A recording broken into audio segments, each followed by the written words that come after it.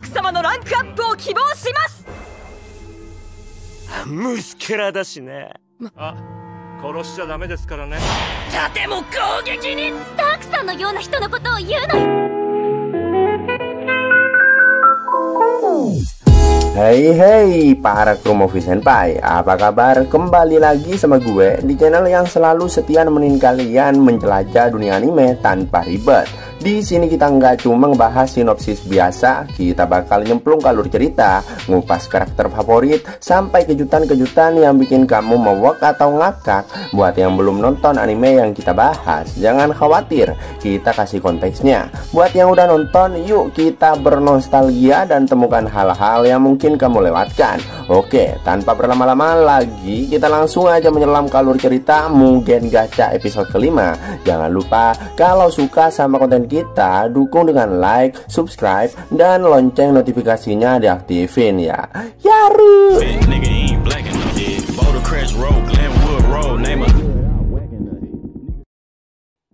Scene diawali dengan Nemumu yang mengamuk-ngamuk ke resepsionis guild petualang. Dia meminta agar peringkat Light segera dinaikkan. Namun itu tidak bisa karena Light baru aja naik dari peringkat F ke peringkat D. Meski mereka telah melakukan pencapaian kali ini, itu tetap tidak bisa karena mereka harus mematuhi SOP guild. Resepsionis bilang jika Light akan naik peringkat lagi setelah melakukan satu pencapaian lagi. Sesampainya di penginapan, mereka melihat kabar adanya pembunuh petualang, yang mana itu adalah tugas mereka berikutnya untuk naik peringkat. Tapi mereka kekurangan informasi mengenai para pemburu petualang itu. Light merasa itu tidak bisa dibiarkan, lalu secara nggak diduga muncul Mia yang entah bagaimana bisa itu terjadi. Dia terlihat babak belur. Light batuk gua guys. Light langsung menyembuhkannya. Di sini Light juga mengintip ingatan Mia, yang dimana di sore hari menjelang malam terlihat Elio dan teman-temannya yang diperingatkan oleh petualang senior agar mereka cepat pulang karena sekarang ada pemburu petualang yang bisa menggunakan beberapa elemen sihir berbeda. Mereka percaya dan merasa itu sangat berbahaya. Setelah petualang senior pergi, mereka pun langsung bergegas menjauh dari sana. Mereka berjalan sejauh mungkin. Tak berselang lama, mereka pun mulai kecapean, sedangkan mereka masih berada di tempat yang berbahaya. Dan secara nggak diduga, muncul dua orang mencurigakan. Merasa jika mereka juga petualang yang belum tahu tentang adanya kasus pembunuhan petualang, Elio memperingatkan mereka agar mereka juga pergi dari tempat itu. Mereka pun berterima kasih atas informasi itu, tapi anehnya di sini mereka malah ngebahas mengenai guild petualang. Elio yang kebingungan dan rupanya dua orang mencurigakan ini adalah pembunuh petualang itu sendiri. Elio dan teman-temannya tentu sangat terkejut. Sebagai seorang kakak yang bertanggung jawab, Elio akan bertarung mengulur waktu agar adiknya Mia bisa kabur. Elio yang menyerang, tapi sayangnya level mereka terlalu jauh. Hanya sekali hantam, Elio langsung terluka parah. Melihat itu, Gimra dan Wordy maju menyerang, tapi ya percuma.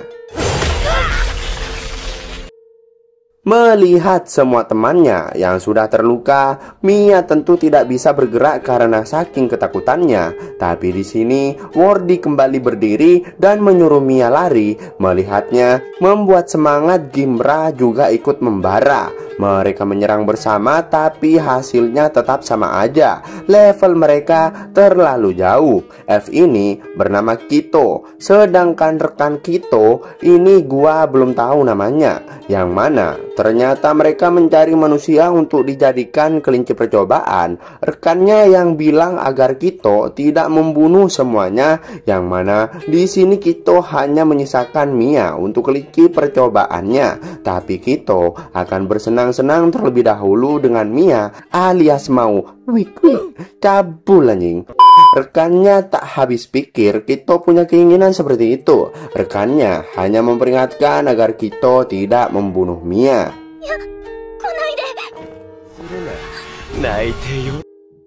Melihat sang adik yang hendak disetubuhi oleh Kito, tentu Elio kembali bangun dan menyuruh adiknya lari. Melihat daya tahan tubuh Elio yang tinggi, rekan Kito memintanya agar Elio ditangkap hidup-hidup. Meski dirinya sudah babak belur, yang penting setidaknya Elio masih bisa menyelamatkan adiknya agar masih hidup. Mia lalu pergi menyelamatkan diri. Kito yang hendak mengejarnya, tapi Elio langsung menyerang. Terlihat di sini Elio yang mengingat kembali apa yang diajarkan oleh Gold, bahwa bertarung itu butuh kreativitas, menyerang dengan pedang dan berlindung dengan perisai. Di sini Elio mempraktekkan apa yang dia ingat dan secara nggak diduga. カウンターを加えれば耐える。 Seorang bocil manusia yang tidak mempunyai kemampuan apa-apa berhasil membuat elf dengan level hampir 2000 tersungkur. Tentu Kito yang orangnya sangat arogan tidak mau dipermalukan seperti itu. Dia menyerang dengan sangat berlebihan hingga membuat Elio modiar. Tidak terima wajah tampannya itu dihantam, Kito akan membunuh Elio, tapi rekannya menghalanginya. Dia menyuruh Elio agar mengejar Mia yang kabur karena akan bahaya jika identitas mereka diketahui. Terlihat Mia yang kabur, dia tidak mau menyia-nyiakan pengorbanan sang kakak dan teman-temannya. Tapi dengan cepat Kito berhasil menyusul. Terlihat Kito bisa menggunakan sihir dari pedangnya, yang mana pedang itu bernama Grandius, pedang legendaris kelas Phantasma yang dimiliki keratuan elf. Mia lalu menyerang dengan sihir Ice Sword untuk mengalihkan perhatian, tapi itu percuma. Mia kabur, tapi tetap saja Kito kembali menyerangnya. Mendengar kata-kata Mia bahwa Kito hanyalah seorang pencundang yang beraninya cuma sama orang lemah, itu membuat Kito makin murka. Shin kembali ke Light. Melihat ingatan Mia, tentu dia sangat kesal. Apalagi secara kebetulan Kito adalah mangsanya kali ini untuk naik peringkat. Mereka pun langsung OTW ke tempat Kito. Terlihat Kito yang kebingungan dengan Mia yang tiba-tiba menghilang. Mereka berdua tidak menyangka jika Mia itu mempunyai item magis teleportasi. Rekannya tentu merasa mustahil manusia bisa mempunyai item peringkat tinggi. Mereka pun mulai was-was karena jika identitas mereka terbongkar, mereka akan diburu. Karena ternyata Kito ini telah mencuri pedang Grandius. Kito yang mulai gila memikirkan nasibnya yang selalu buruk. Rekannya menenangkan, karena jika penelitian mereka berhasil, Kito pasti akan menjadi yang terkuat dan tidak ada seorang pun yang bisa menandinginya. Kito sangat terkejut dengan kedatangan Light tanpa dirinya sadari. Melihat keadaan Gimra dan Wordy yang sudah modar, tapi Elio masih bisa diselamatkan, rekan Kito semakin terkejut karena mereka mengambil Elio tanpa dirinya sadari. Light lalu menyembuhkan Elio. Light yang sangat marah karena dirinya tidak terima dengan apa yang telah dilakukan Kito, karena Kito telah melakukan ketidakadilan. Kito telah menghancurkan masa depan anak-anak yang penuh semangat itu. Tentu Light tidak akan mengampuni Kito atas tindakan kejinya itu. Kito yang beralasan bahwa mereka hanya menyembuhkan Elio yang sedang terluka, tapi Light bilang jika dirinya lah yang telah menyelamatkan Mia yang Kito kejar. Light yang mendengar kata pahlawan dan hero, padahal Kito itu hanyalah sampah. Light bersumpah bahwa dirinya akan membunuh Kito dengan kedua tangannya. Dia memerintahkan agar Nemumu dan Gold tidak ikut campur. Kito yang masih belum tahu siapa Light sebenarnya, tentu dia meremehkannya. Kito lalu menyerang, tapi dapat ditangkis dengan mudah oleh Light. Rekan Kito terkejut karena sosok bocil manusia bisa membuat serangan Kito tidak ada apa-apanya. Gold dan Nemumu berkata jika yang dilakukan Kito itu hanyalah mengayunkan pedangnya sekuat tenaga tanpa adanya teknik bertarung. merasa bosan karena Kito tidak sepadan dengan dirinya, merasa kesal karena dirinya selalu diremehkan. Akhirnya Kito mulai serius dan menggunakan kekuatan sihir pedang Grandius. Terlihat elemen sihir dari pedang itu berbeda-beda, tapi itu bukan masalah besar bagi Light. Light dengan mudah menghindari semua serangan sihir itu.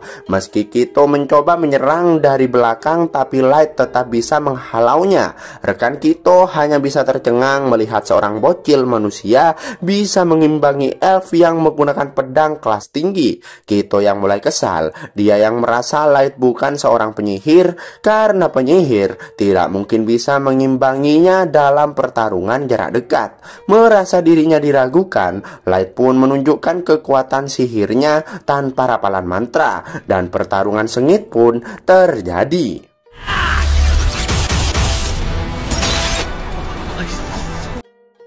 Kito yang sudah putus asa karena Light lebih kuat darinya. Kito lalu berteriak bilang bahwa dirinya adalah keturunan monster dari masa lalu yang menerima pedang suci Grandius. Padahal pedangnya dapat dari hasil mencuri. Mendengar kata master, itu membuat Light jadi bertanya-tanya. Light bertanya apakah Kito tahu sesuatu mengenai seorang master. Kito bilang bahwa dirinya tidak hanya sekedar tahu, bahkan dirinya adalah keturunan master yang bisa disebut submaster.